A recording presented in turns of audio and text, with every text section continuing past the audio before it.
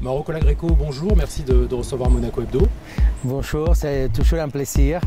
Je voulais évoquer évidemment le Michelin 2022. Vous avez eu une première étoile pour Seto. Des étoiles Michelin, vous en avez déjà beaucoup. Comment vous avez reçu cette étoile? Est-ce que l'émotion est toujours la même? Alors, c'est vrai que cette année 2022, cette millésime, on va dire, on est très contents, très fiers déjà d'avoir conservé nos 3 étoiles ici au restaurant Mirasur. Et en plus, avoir gagné une étoile très rapidement parce que Seto, on a ouvert en octobre et à la sortie du guide au mois de février, on a obtenu cette première étoile Michelin. Et qui, oui, pour répondre directement et concrètement à ta question, c'est toujours autant d'émotions, de fierté pour mes équipes surtout.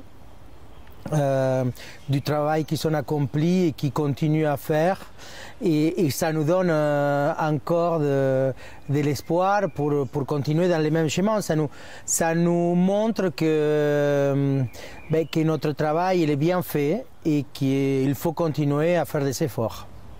Alors vous avez confié les cuisines de Seto à Andrea Moscardino et à Julia Canavate, qui est pâtissière. Oui. Est-ce que vous pouvez nous les présenter, nous dire un petit mot sur eux? Alors Andrea, il a travaillé pratiquement 5 ans chez nous ici dans la maison mère au Mirasur.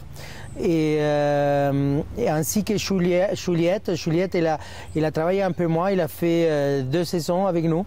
Mais ils se sont connus ici, ils sont en couple.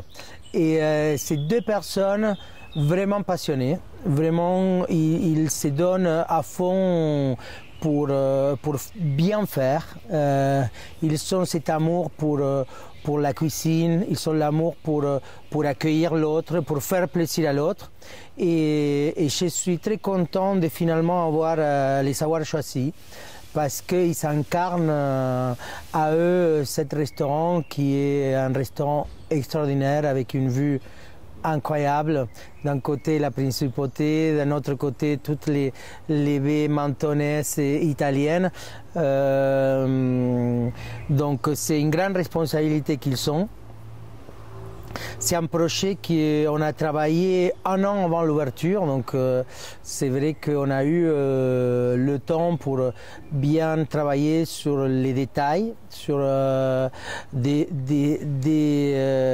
partir de l'architecture. C'est nous qui avons choisi, on a pu choisir l'architecte pour faire la décoration.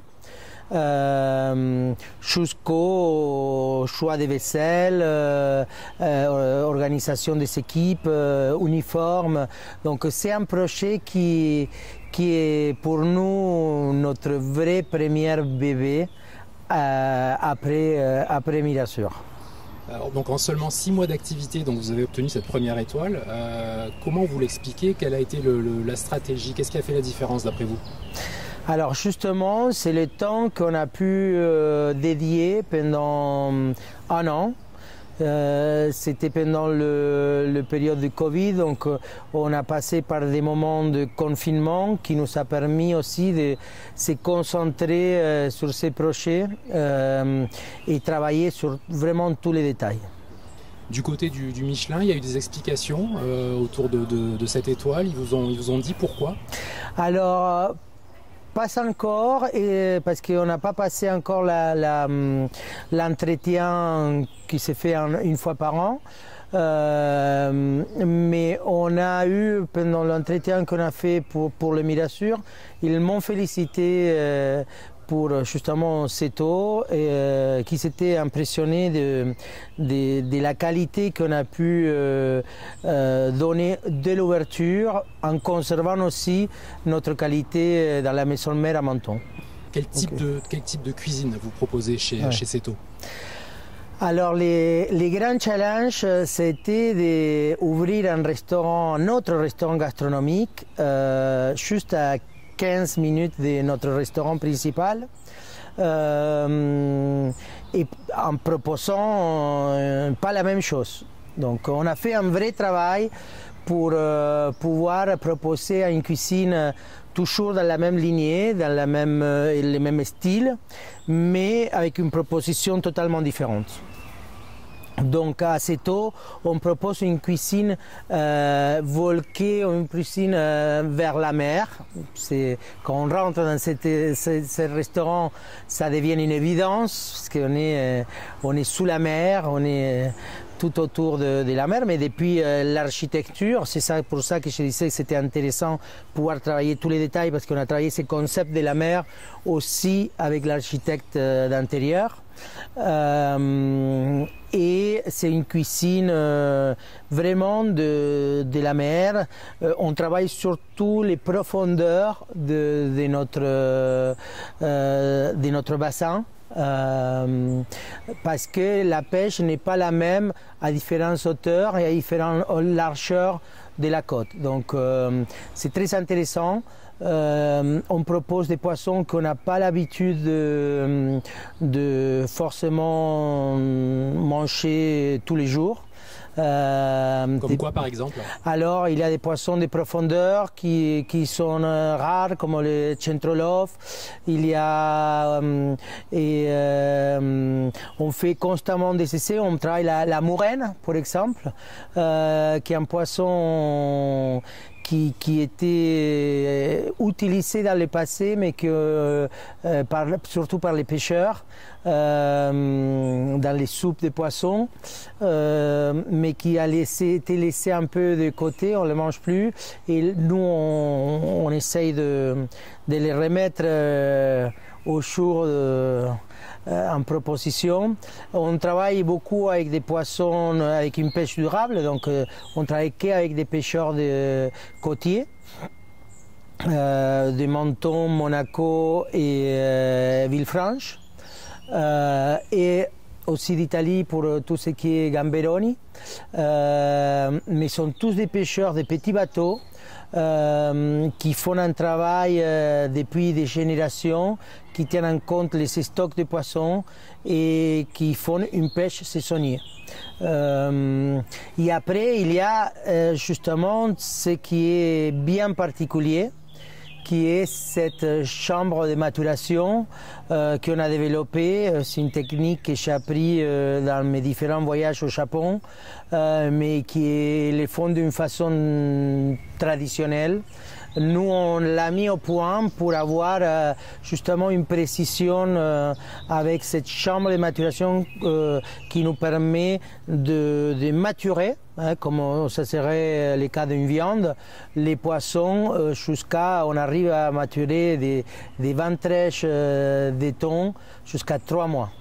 Qu'est-ce que ça change au niveau du goût, au niveau de la texture? Qu'est-ce que ça change? Alors, ça dépend évidemment du poisson. Mais en général, pour résumer, ça nous permet, la courbe de poisson une fois pêché, c'est très abrupt. On va dire qu'il y a une vie qui est très courte, une courbe très courte et très abrupte. Donc on arrive à un pic gustatif organoleptique très élevé, mais qui descend très rapidement. Avec la maturation, ce qu'on fait, c'est que cette courbe, on la prolonge, et en la prolongeant, on va arriver encore plus haut, donc on va développer des caractéristiques organoleptiques beaucoup plus intenses, beaucoup plus aussi dans la finesse. Et il y a une évaporation d'eau du poisson, de la chair du poisson, qui nous permet d'obtenir des viandes avec plus de texture, des chairs avec plus de texture.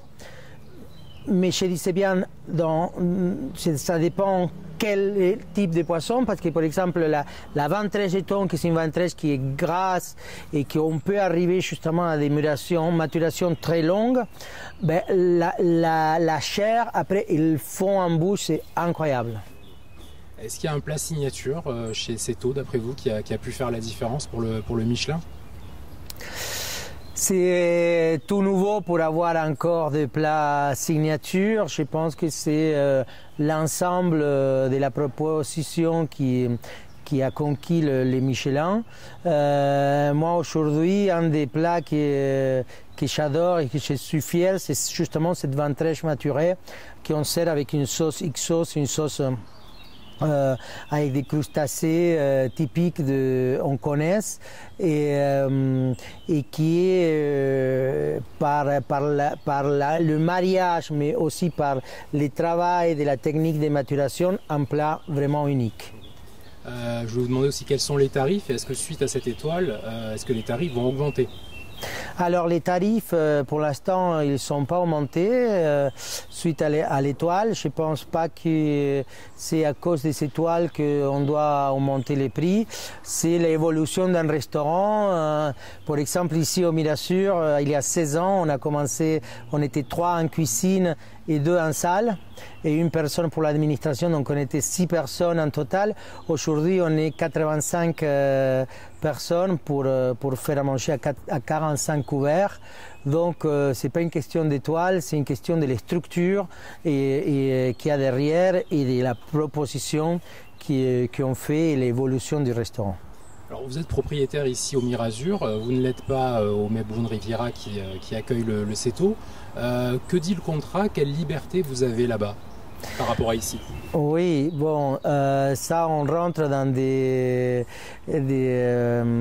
clauses de confidentialité, mais j'ai énormément de liberté, j'ai un contrat de management, donc c'est un contrat qui certes on n'est pas totalement chez nous, mais c'est quand même un peu chez nous. Le Maison Riviera vous a fixé des objectifs et si oui, lesquels? Qu'est-ce qu'on vous demande? On vous a demandé une étoile par exemple ou pas du tout? Non, c'était pas du tout la démarche de l'hôtel. L'hôtel, il est très content de notre travail, très content de la partie business aussi et c'est surtout ce côté-là qui est important aussi pour l'hôtel. C'était toujours la qualité et forcément avec la qualité, une équation économique qui tient la route. Alors vous avez 3 étoiles ici au Mirasur, une chez CETO, vous avez de plus en plus d'étoiles, est-ce que vous ressentez de plus en plus de pression par rapport à ces étoiles qui s'ajoutent?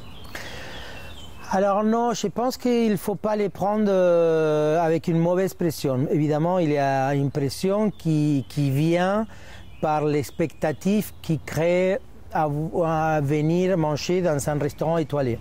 C'est l'expectative du client et notre pression, elle est juste une pression pour être à l'auteur de l'expectative des clients. Nous, on ne travaille pas pour les étoiles, on travaille pour nos clients et on fait plaisir à nos clients. Alors en janvier 2019, vous avez été sacré meilleur restaurant du monde, c'était par le 50 Best. 3 étoiles ici, une à CETO. Qu'est-ce qui vous motive encore? Qu'est-ce qui vous donne envie de vous lever le matin? Alors c'est justement cette démarche de satisfaire notre clientèle, de se faire plaisir avec ce qu'on fait, de travailler sur des sujets comme la sustentabilité, l'environnement, comme on travaille à CETO, comme on travaille ici au Mirasur, mais comme on travaille dans tous mes projets dans le monde. Ce sont ces choses qui me motivent et qui me donnent envie de continuer ces beaux métiers. Alors vous êtes né donc en Argentine, vous êtes d'origine italienne, vous avez été formé par Alain Passard à Paris, à l'Arpège. Je voulais vous demander qu'est-ce que représentent finalement les différents pays par lesquels vous êtes passé dans votre cuisine? Qu'est-ce que ça vous a apporté? Alors certes, j'ai eu la chance d'avoir une formation en France. Quand je suis arrivé en France, j'avais 23 ans et j'ai eu l'occasion de travailler avec plusieurs grands chefs, entre autres Alain Passard, mais aussi avec Alain Ducasse, Bernard Loiseau quand il était vivant encore et Guy Martin. Eux, ils m'ont donné un savoir-faire français, une vision très différentes, mais en même temps avec une chose en commun de la cuisine française, qui est l'amour pour les produits, le respect pour les producteurs, l'attention aux gestes en cuisine. Après mon enfance en Argentine, l'Argentine c'est un pays totalement cosmopolite, fait et intégré dans une dynamique d'accueil, d'immigration européenne, mais pas seulement européenne, mais fortement des racines italiennes, mais des pays de l'Est, des Libanais, donc des gens un peu des quatre coins du monde, ce qui fait une richesse culturelle et gastronomique très importante. Il y a évidemment les fameux asado, la viande argentine qui est toujours dans mes chaînes.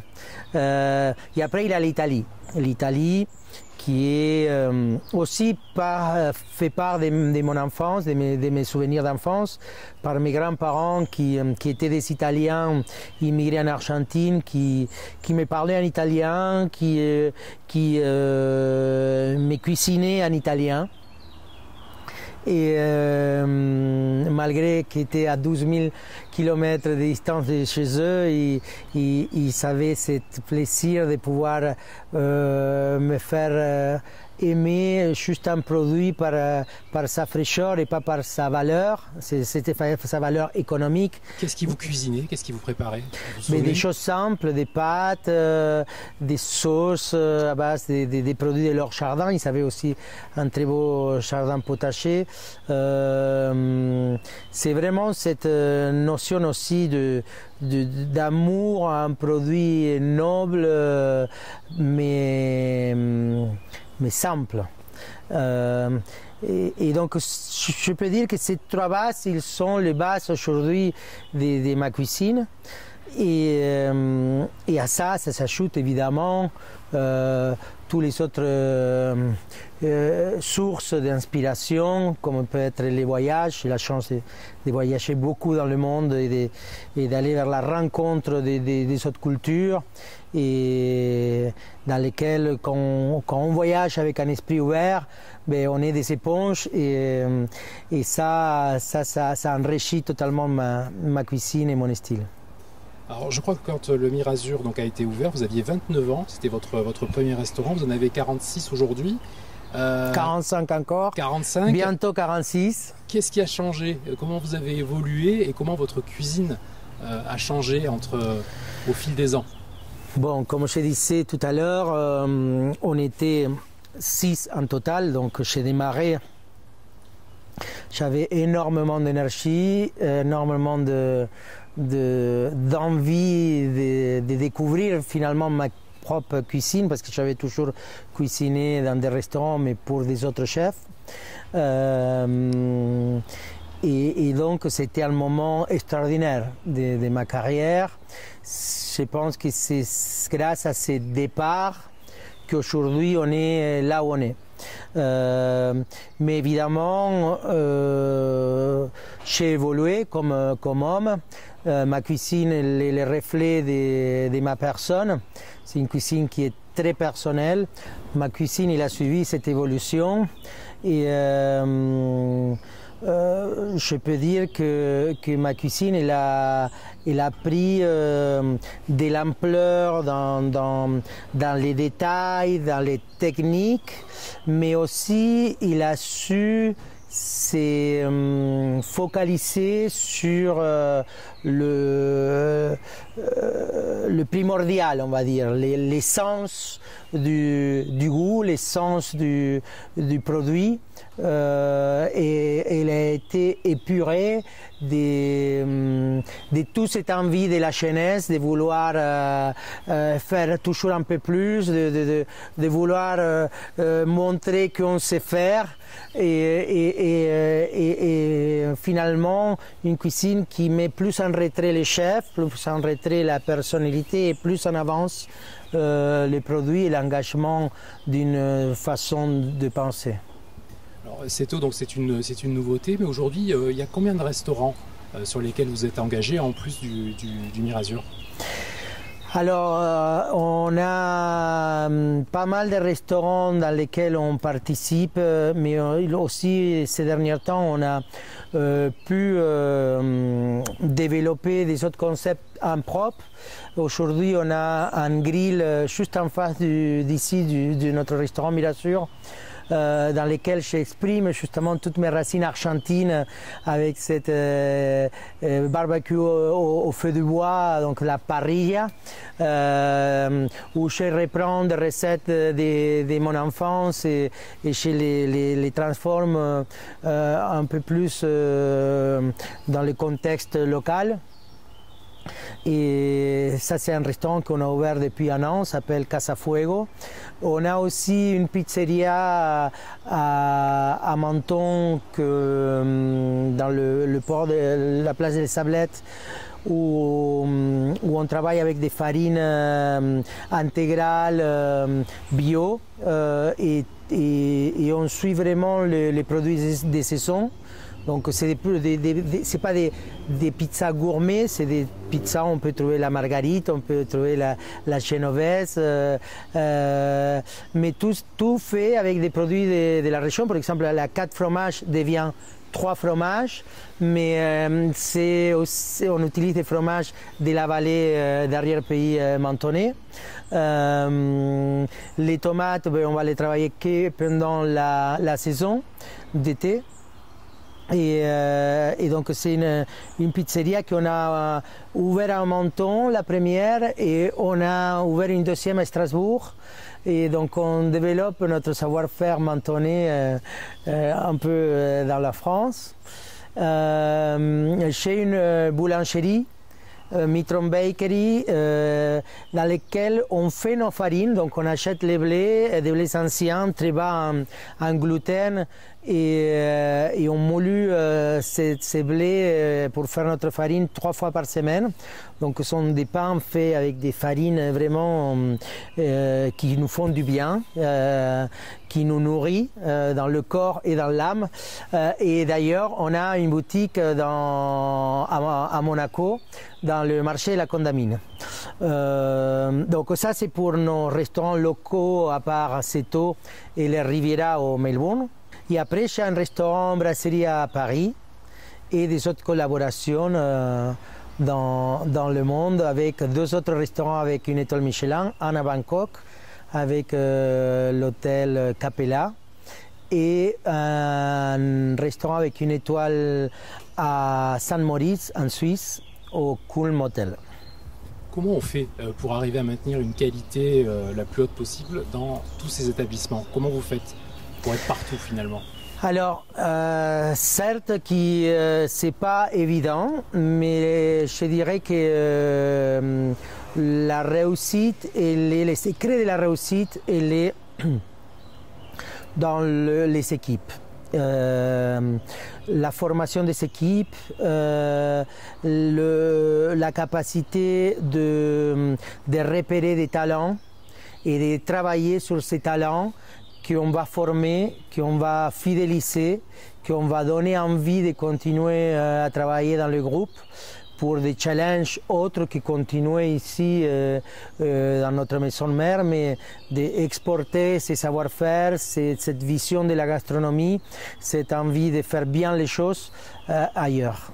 Est-ce que vous avez d'autres projets, d'autres ouvertures sur 2022, 2023? Alors, on a un grand projet en 2023 à Londres avec l'hôtel Raffles qui ouvre dans un bâtiment historique, le Old World Office. C'était là où siégeaient les services d'intelligence britanniques pendant la Deuxième Guerre mondiale, où on a eu énormément de films, entre autres James Bond a été filmé dans quelques scènes dans ce bâtiment. Et on est ravis d'ouvrir deux restaurants dans ce grand marché qui est le marché londonien. Pour Seto, je reviens à ce restaurant. Est-ce que l'objectif désormais c'est la 2e étoile? Vous regardez déjà comment faire pour essayer de la décrocher? Alors, certes que dans l'esprit de nos équipes, c'est d'aller toujours vers l'excellence et dans les miens aussi. Pas forcément, je pense que la recherche doit être à l'inverse, c'est une recherche vers l'excellence, vers la satisfaction du client.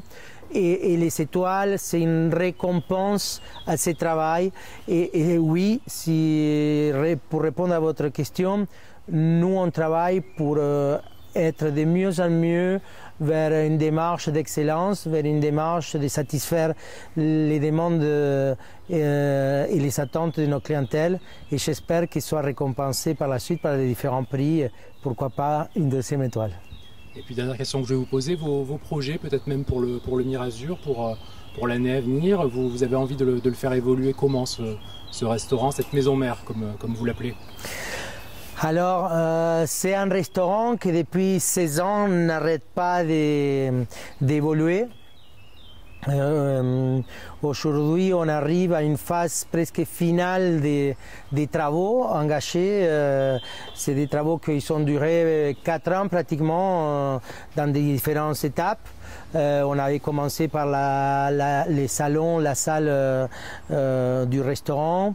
Après, on a fait notre cuisine de recherche et développement avec la cave et une salle privée, une table pour environ 12-15 personnes.